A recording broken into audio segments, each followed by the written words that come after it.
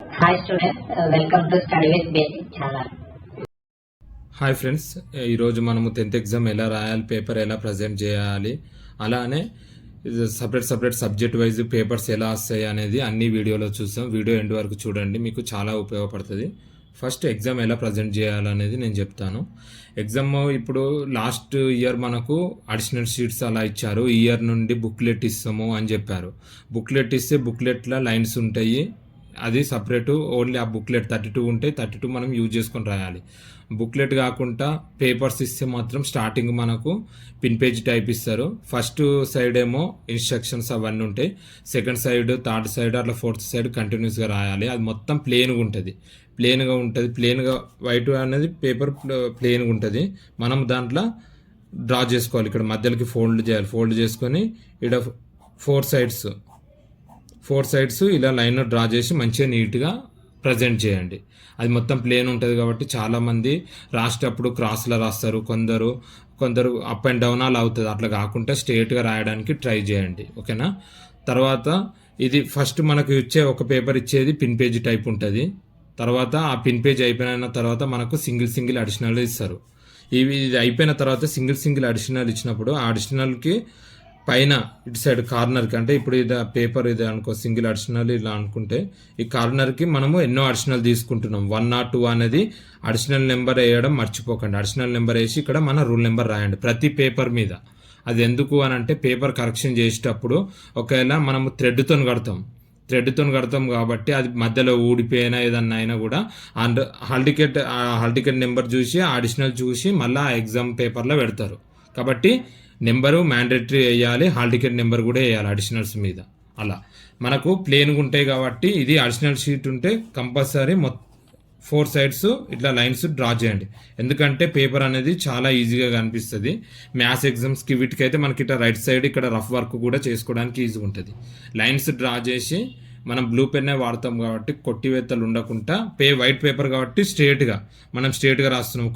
కొందరికి ఇట్లా క్రాస్లో రాస్తారు, అట్లా క్రాస్ పోకుండా స్ట్రేట్గా మనకు ఇట్లా పేపర్ చూడంగానే స్ట్రేట్గా లైన్గా కనిపిస్తేనే ఎగ్జామ్ పేపర్ కరెక్షన్ చేసే వాళ్ళకు ఒక ఇంప్రెషన్ ఉంటుంది. ఓకే, చూడడానికి నీట్గా ఉంది అని పేపర్ కరెక్షన్ చేయడానికి వాళ్ళకి ఇంట్రెస్ట్ వస్తుంది.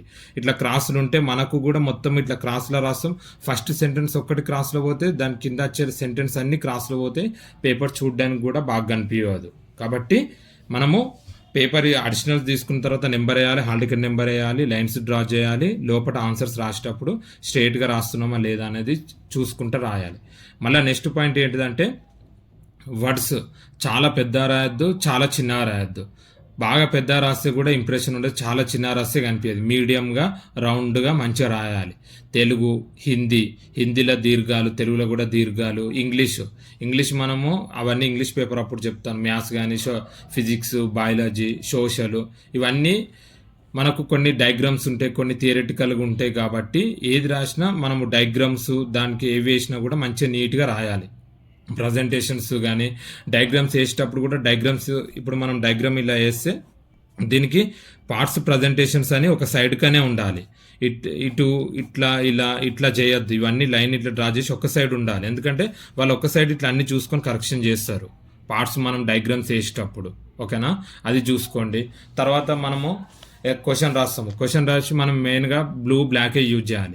బ్లాక్ పెన్ క్వశ్చన్ నెంబర్ వేస్తాము, ఆన్సర్ నెంబర్ బ్లూతో వేసి రాస్తాము.